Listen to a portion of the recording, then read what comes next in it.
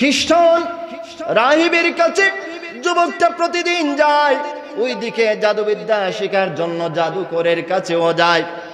দুইজনের শিক্ষা অর্জন করছে, ডান থেকেও শিক্ষা নিচ্ছে, বাম থেকে শিক্ষা নিচ্ছে, হক থেকে শিক্ষা নিচ্ছে, বাতিল থেকেও শিক্ষা নিচ্ছে। আমার বন্ধু, ওই লোকটা দুইটা শিক্ষা সমান তালে গ্রহণ করছে। একটা পর্যায়ে খবর পেল রাস্তার বড় বড় রাস্তার মধ্যে একটা অদ্ভুত জন্তু বের হয়েছে। ওইদিকে জন্তু দিনের বেলা সকাল বেলা বের হয়, সারা দিনের মধ্যে হাজার হাজার মানুষ রাস্তা দিয়ে যাতায়াত করে, কিন্তু কয়টা দিন ধরে একটা মানুষও যেতে ভয় পায়, একটা মানুষও রাস্তা দিয়ে হাঁটতে পারে না। অদ্ভুত একটা জন্তু বের হয়েছে। আল্লাহর রাসূল সাল্লাল্লাহু আলাইহি ওয়াসাল্লাম ইয়ামানের নজরান এলাকার রাজা দোনোয়াসের কাহিনী তার সাহাবীদেরকে সুন্দরভাবে বর্ণনা করেন। নজরানের বাদশাহ একজন জাদুকর ছিল। বাদশার দরবারে বড় মাপের একজন জাদুকর ছিল। রাজা যখন কোনো কার্য সিদ্ধির উদ্দেশ্য করতেন, সেই জাদুবিদ্যার আশ্রয় গ্রহণ করতেন, জাদুকরের সাহায্য গ্রহণ করতেন। দিন যায়, মাস যায়, বছর যায়, যুগ যায়। একটা পর্যায়ে বাদশার সেই জাদুকর মন্ত্রী যিনি ছিলেন, তিনি বৃদ্ধ হয়ে গেছেন, দুর্বল হয়ে গেছেন, কিছুদিনের মধ্যে মারা যেতে পারেন। তিনি আরজ করলেন, বাদশাহ আপনি যখনই আমাকে ডেকেছেন তখনই সাহায্যের জন্য পেয়েছেন। বাদশাহ গো, আমার মনে হয় আমি আর বেশি দিন দুনিয়াতে বেঁচে থাকবো না, আমার বয়স হয়ে গেছে, আমি বৃদ্ধ হয়ে গেছি, আমি দুর্বল হয়ে গেছি।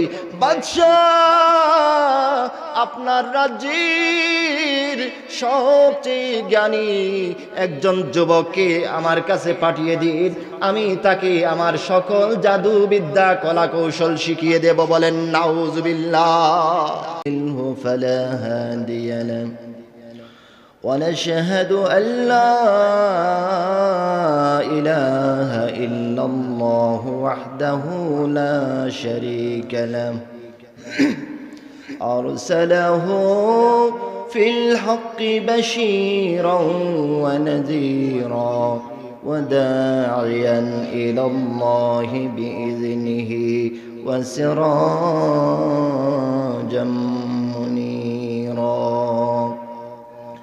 فقد قال الله تعالى في كلامه المجيد أعوذ بالله من الشيطان الرجيم بسم الله الرحمن الرحيم ومن يهد الله فما له من مضل صدق الله العظيم إن الله وملائكته يصلون على النبي يا أيها الذين آمنوا صلوا عليه وسلموا تسليما اللهم صل على سيدنا مولانا محمد وعلى آل سيدنا مولانا محمد জোরে জোরে মোহব্বতের সাথে পড়ি আল্লাহুম্মা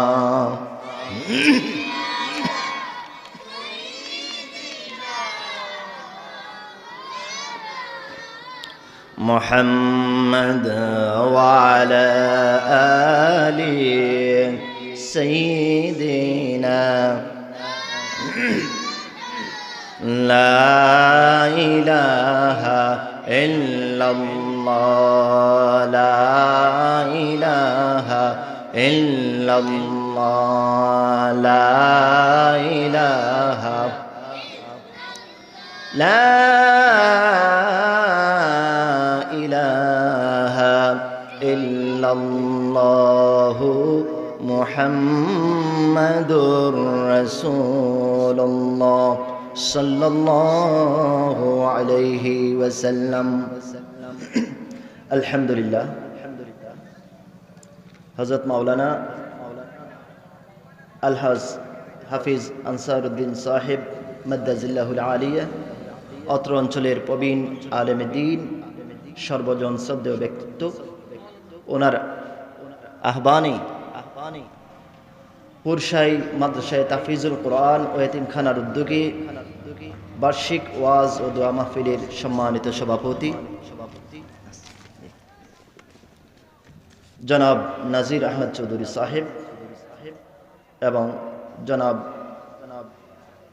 আব্দুল জলিল জামাল সাহেব মাহফিলে প্রধান অতিথি হিসেবে উপস্থিত ছিলেন। উপমহাদেশের প্রখ্যাত আলেমে দ্বীন শামসুল উলামা হযরত আল্লামা ফুলতলি সাহেব কিবলা রাহমাতুল্লাহ আলাইহির সুযোগ্য নাতি আল্লামা নজমউদ্দিন চৌধুরী সাহেবজাদায়ে ফুলতলির সম্মানিত সাহেবজাদা হযরত মাওলানা মুজতফা আহমেদ গিলমান সাহেব বারাকাল্লাহু মাই। মাহফিলে প্রধান অতিথি হিসাবে উপস্থিত হবেন হযরত মাওলানা মুফতি জামিল হোসেন সালেহী সাহেব ঢাকা। মাহফিলে প্রধান অতিথি হিসাবে যিনি কিছুক্ষণের মধ্যে স্টেজে আসছেন, হুজুরের সাথে আমার দেখা হয়েছে, কথা হয়েছে, হুজুর কিছুক্ষণের মধ্যেই আসতেছেন। এজন্য আমার বেশিক্ষণ অতিবাহিত করার সুযোগ নাই, মাত্র কয়েক মিনিট কোরআন এবং হাদিসকে সামনে রেখে কিছু কথা বলার চেষ্টা করব। আমাদের মঞ্চে কিছুক্ষণের মধ্যে আসবেন হযরত মাওলানা মুফতি আহসানুল্লাহ নেসারি সাহেব চাঁদপুরি সাহেব সহ হযরত উলামায়ে কেরাম বয়ান পেশ করবেন। আমরা যে আজকের এই মুতাবারক মাহফিলে উপস্থিত হতে পেরেছি, এজন্য আমরা খুশি না বেজার? সবাই বলেন খুশি না বেজার? আমি বেশিক্ষণ ওয়াজের সময় নাই, কিছু কথা বলবো কোরআন এবং হাদিসের নিয়তে, মাত্র কয়েক মিনিট। সকলে বলি আলহামদুলিল্লাহ। আমার ভাই বন্ধুগণ, ভূমিকা দেওয়ার সময় নাই, অল্প কিছুক্ষণ কথা বলবো। আপনারা সকলে বলুন, আমরা কার বান্দা? আমরা কার বান্দা? পৃথিবীতে যত কিছু আছে সব কিছুর মালিক কে? সব কিছুর মালিক আল্লাহ। আমাদেরও মালিক আল্লাহ, আমাদের খালিক আল্লাহ, আমাদের রব, আমাদের প্রতিপালক আল্লাহ। বলেন সুবহানাল্লাহ। আমার বন্ধুগণ, রব্বুল আলামিন আমাদেরকে পবিত্র কোরআনুল কারীমের মাধ্যমে যে সকল নির্দেশ দিয়েছেন, এই সকল নির্দেশ আমাদের জীবনে বাস্তবায়নের দরকার আছে না নাই? আরো জোরে বলেন, বাস্তবায়নের দরকার আছে না নাই? এই রব্বুল আলামিনের বিধান আমাদের জীবনে বাস্তবায়ন করতে গিয়ে দুনিয়াবি যত কিছু বাধা আসুক না কেন, আমরা কি কখনো ভয় পাবো নাকি? আমরা ভয় পাবো? আল্লাহর জমিনে আল্লাহর বিধান কায়েম করব, আল্লাহর জীবনে আল্লাহর জমিনে আল্লাহর দেওয়া বিধান মতো আমাদের জীবন অতিবাহিত করব। এতে দুনিয়ার যত অপশক্তি আমাদের বিরুদ্ধে কাজ করুক না কেন, যত অপশক্তি আমাদের বিরুদ্ধে ঐক্যবদ্ধ হোক না কেন, আমরা কুছ পরোয়া নেই, আমরা কাউকে ভয় করব না। ভয় করব একমাত্র কারে? আমার বন্ধুগণ, রব্বুল আলামিন যদি ইচ্ছা করেন আমাদের ভালো করতে পারেন কি পারেন না? তিনি যদি ইচ্ছা করেন আমাদের মন্দ করতে পারেন কি পারেন না? আমার বন্ধুগণ, জামে তিরমিজি শরীফের 3516 নম্বর হাদিস, মিশকাতুল মাসাবিহের 5302 নম্বর হাদিস। হযরত আব্দুল্লাহ ইবনে আব্বাস রাদিয়াল্লাহু তাআলা আনহু থেকে হাদিস কানা বর্ণিত, রাসূলুল্লাহ সাল্লাল্লাহু আলাইহি ওয়াসাল্লামের প্রিয় সাহাবী হযরত আব্দুল্লাহ ইবনে আব্বাস রাদিয়াল্লাহু তাআলা আনহু বলেন, আমি আব্দুল্লাহ ইবনে আব্বাস রাসূলুল্লাহ সাল্লাল্লাহু আলাইহি ওয়াসাল্লামের পিছন মোবারকে ছিলাম। ছোট মানুষ, অল্প বয়সের সাহাবী আব্দুল্লাহ ইবনে আব্বাস থেকে বলেন, দুনিয়ার মানুষেরা রে, আমি আব্দুল্লাহ ইবনে আব্বাস রাসূলুল্লাহ সাল্লাল্লাহু আলাইহি ওয়াসাল্লামের পিছনে ছিলাম। হঠাৎ করে আল্লাহর রাসূল সাল্লাল্লাহু আলাইহি ওয়াসাল্লাম দেখে বলেন, আমার পিছনে কে আছো? আমি বললাম, লাব্বাইক ইয়া সাইয়্যিদি ইয়া রাসূলুল্লাহ। বলেন আল্লাহু আকবার। আল্লাহর রাসূল সাল্লাল্লাহু আলাইহি ওয়াসাল্লাম বলেন, রে যুবক, রে যুবক, রে তরুণ, তুমি সর্বদা আল্লাহর বিধান মেনে চলবে, আল্লাহর সীমারেখা রক্ষা করে চলবে। তুমি যদি আল্লাহর সীমারেখা রক্ষা করে চলো রে, বিপদের মুহূর্তে তোমাকে রক্ষা করার মালিক কে? তুমি যদি সব সময় আল্লাহর বিধান রক্ষা করে চলো, আল্লাহর সীমারেখা মেনে চলো, আমার আল্লাহ তোমাকে কঠিন বিপদের মুহূর্তে সাহায্য করবে। আমার বন্ধুগণ, আল্লাহর রাসূল সাল্লাল্লাহু আলাইহি ওয়াসাল্লাম হযরত আব্দুল্লাহ ইবনে আব্বাস রাদিয়াল্লাহু তাআলা আনহুকে ডেকে বলেন, রে যুবক শোনো, তুমি সর্বদা আল্লাহ তাআলার সন্তুষ্টি অর্জনের চেষ্টা করবে। তুমি লক্ষ্য রাখবে তোমার কথায়, তোমার কাজে, তোমার উঠায়, তোমার বসায়, তোমার চলাফেরায়, তোমার সর্ব কাজে যেন আল্লাহ তাআলা সন্তুষ্ট থাকেন। রে যুবক, তুমি যদি সর্বদা আল্লাহকে সন্তুষ্ট করে আল্লাহর সন্তুষ্টির লক্ষ্যে তুমি যদি কাজ করতে পারো, যুবক শুনো রে, সর্বদা তুমি আল্লাহকে তোমার কাছে পাবে। আমার বন্ধুগণ, আল্লাহকে যদি সর্বদা আমাদের কাছে আমরা পেয়ে যাই, দুনিয়ার জমিনে, পরকালে হোক, দুনিয়াতে হোক, ইহকালে হোক, পরকালে হোক, আমাদের কোনো টেনশনের কারণ আছে কি? কোনো টেনশনের কারণ নাই।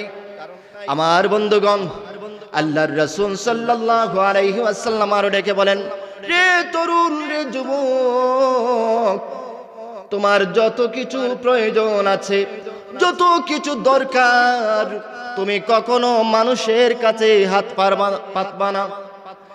মানুষের কাছে তুমি কোনো কিছু চাইবা না, হোক সে মেম্বার, হোক সে চেয়ারম্যান, হোক সে এমপি, হোক সে মন্ত্রী, হোক সে বিত্তশালী, যত বড়ই ধনী মানুষ হোক না কেন, যত বড়ই পাওয়ারফুল ব্যক্তি হোক না কেন, তুমি বিপদের সময়, তোমার সুখের সময়, তোমার দুঃখের সময়, যত কিছু তোমার দরকার আছে রে, তুমি সর্বদা আল্লাহর কাছে খুলে খুলে বলবা। আমার বন্ধুগণ, আল্লাহর রাসূল সাল্লাল্লাহু আলাইহি ওয়াসাল্লাম ঘোষণা করেন, হে তরুণ, তুমি শুনে রাখো রে, দুনিয়ার সকল মানুষ মিলে যদি তোমার ক্ষতি করতে চায়, আর আল্লাহ যদি তোমাকে রক্ষা করতে চান, তোমার ভালো করতে চান, দুনিয়ার সকল মানুষ মিলে, সকল অপশক্তি মিলেও তোমার কোনো ক্ষতি করতে পারবে না।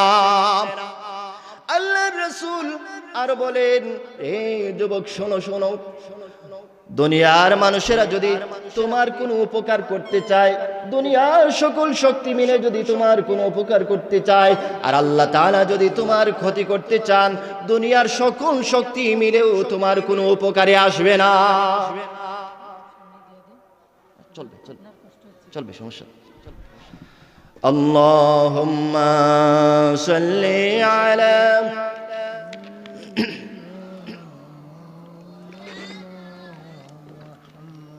وعلى آل سيدنا।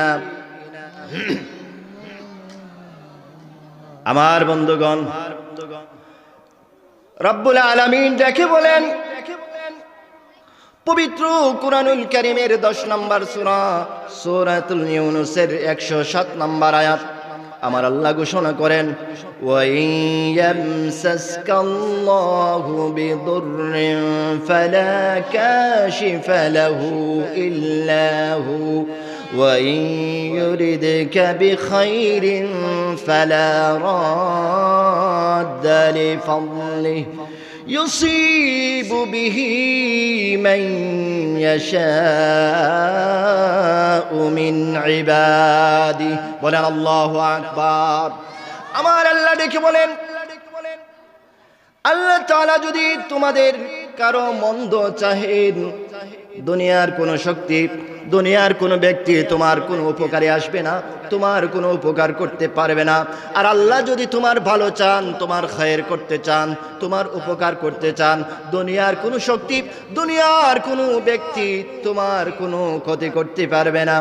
ইউসিবু বিহি মান ইয়াশাউ মিন ইবাদি, এইভাবে রব্বুল আলামিন যাকে ইচ্ছা তাকে প্রভূত কল্যাণ দান করেন। বলেন আল্লাহু আকবার।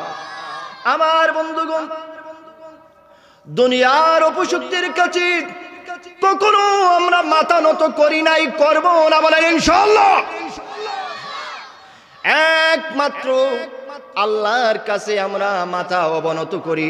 দুনিয়ার কোনো মানুষের কাছে আমরা কখনো মাথা নোয়াই নাই। দুনিয়ার কখনো কোনো মানুষের কোনো শক্তির কাছে কখনো আমরা সিজদা করি নাই। কখনো দুনিয়ার কোনো অপশক্তির কাছে আমরা রুকু করি নাই। কখনো দুনিয়ার কোনো ব্যক্তির কাছে আমরা নতজানু হই নাই। বলেন আলহামদুলিল্লাহ। আমরা এক আল্লাহর বান্দা, আমরা মুসলমান, মাথা উঁচু করে থাকতে চাই কি চাই না। আমার বন্ধুগণ, দুনিয়ার শক্তি আপনাকে আমাকে চেষ্টা করবে বাতিলের দিকে নিয়ে যাওয়ার জন্য, দুনিয়াবি কাজে লাগিয়ে দেওয়ার জন্য, কিন্তু আমাদের লক্ষ্য থাকবে দুনিয়াবি কাজে নয়, বরং সর্বদা আল্লাহর সন্তুষ্টির দিকে। বলেন ঠিক না বেঠিক? আমার বন্ধুগণ, সহিহ মুসলিমের ৭৪০১ নম্বর হাদিস, হাদিস কানা জামে তিরমিজি শরীফের মধ্যেও আছে, মুসনাদে আহমদের মধ্যেও আছে। আসহাবুল উখদুদ পবিত্র কুরআনুল কারীমের একটা সূরার মধ্যে বলা হয়েছে। আপনারা শুনছেন? আসহাবুল উখদুদ শুনছেন? কিছু বলতে পারবেন? আজকে আমরা জানার চেষ্টা করব। বলেন ইনশাআল্লাহ। আসহাবুল উখদুদের কাহিনীর আগে যে ঘটনা রব্বুল আলামিন পবিত্র কুরআনুল কারীমের মধ্যে বর্ণনা করেছেন, আমার বন্ধু রব্বুল আলামিন জানাইয়ে দিয়েছেন পবিত্র কুরআনে, হাদিসের মধ্যে রাসূলুল্লাহ সাল্লাল্লাহু আলাইহি ওয়াসাল্লাম বিস্তারিত ব্যাখ্যা বিশ্লেষণ সহ ঘটনা বুঝিয়ে দিয়েছেন, মানুষকে জানিয়ে দিয়েছেন, শিখিয়ে দিয়েছেন। বলেন আল্লাহু আকবার। আল্লাহর রাসূল সাল্লাল্লাহু আলাইহি ওয়াসাল্লাম ইয়ামানের নজরান এলাকার রাজা দোনোয়াসের কাহিনী তার সাহাবীদেরকে সুন্দরভাবে বর্ণনা করেন। নজরানের বাদশা একজন জাদুকর ছিল। বাদশার দরবারে বড় মাপের একজন জাদুকর ছিল।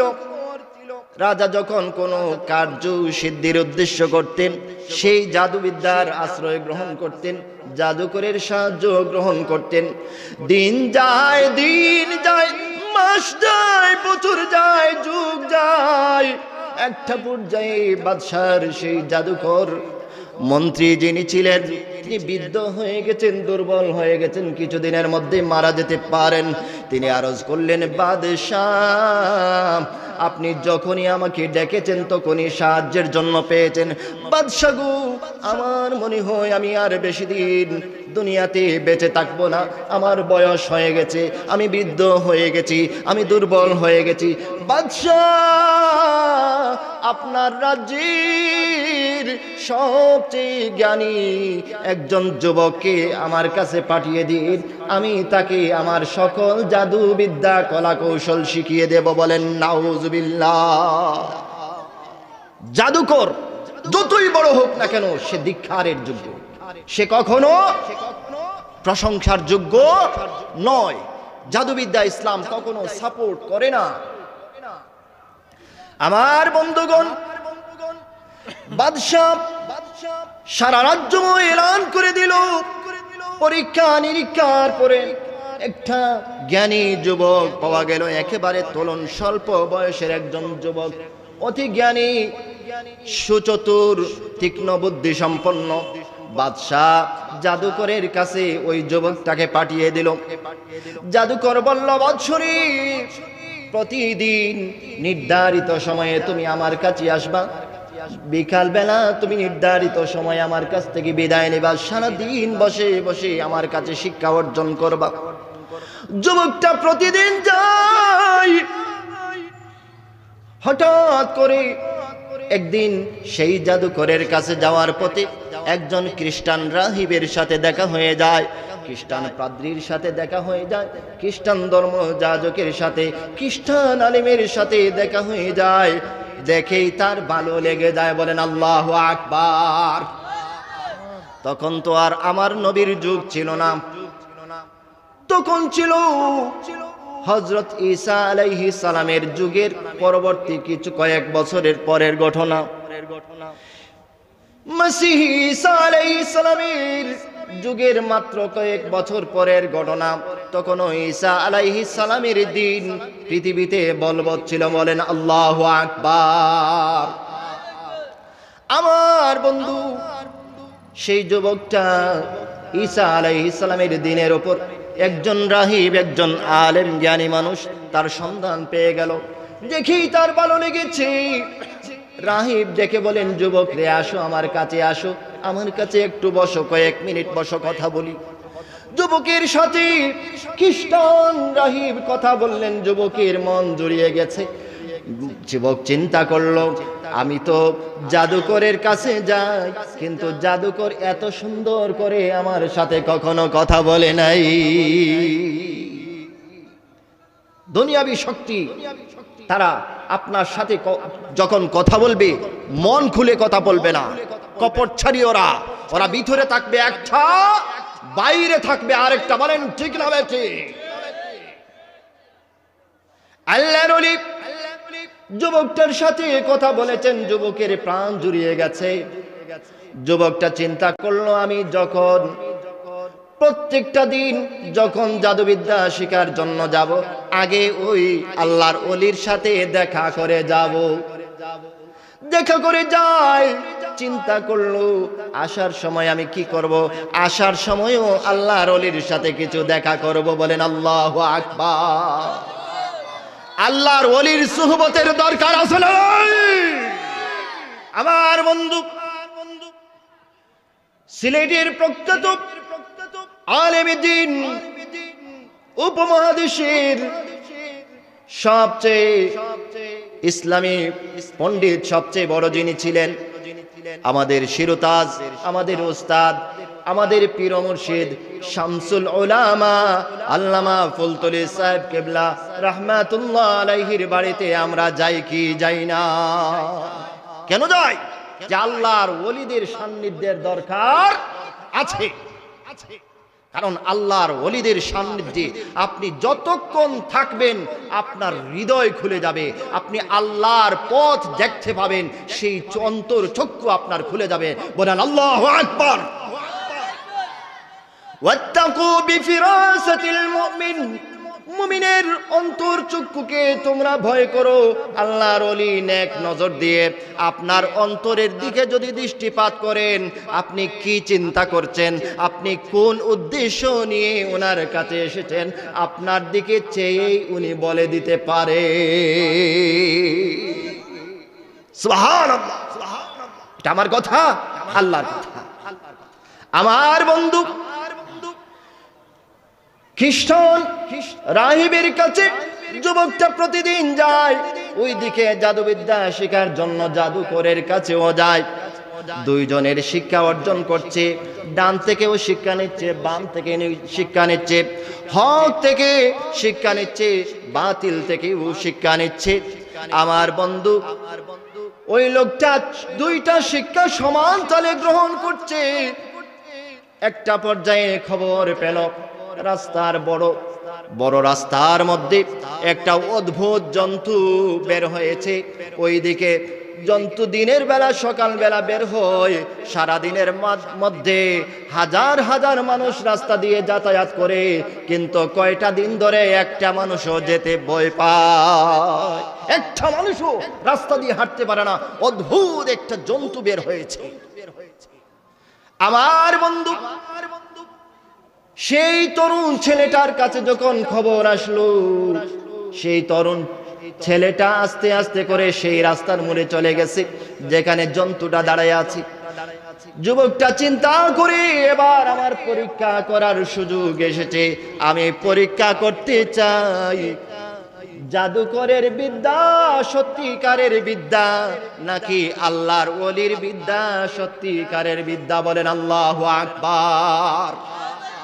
যুবকটা মনে মনে বলল, একটা ঢিলা হাতের মধ্যে নিয়েছে, ছোট একটা পাথর হাতের মধ্যে নিয়েছে, আর মনে মনে বলল, আল্লাহ তোমার ওলির শিক্ষা যদি সত্যিকারের শিক্ষা হয়ে যায়, আর জাদুকরের যে শিক্ষা যদি আসলেই ভ্রান্ত শিক্ষা হয়, আল্লাহ তুমি আমার একটা আঘাতের মধ্যেই যেন ওই জন্তুটা তৎক্ষণাৎ মারা যায়।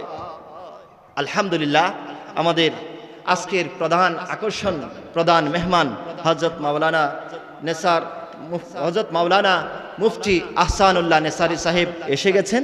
হুজুরের আমি সময় নষ্ট করব না। আমার বন্ধু, আমার ভাইরা, লোকটা হাতের মধ্যে ঢিল ছিল, পাথরটা বিসমিল্লাহির রহমানির রহিম বলে যখন ছুঁড়ে মেরেছে, আল্লাহর কি কুদরত, বিশাল আকারের জন্তুটা তৎক্ষণাৎ পরে মারা গেছে।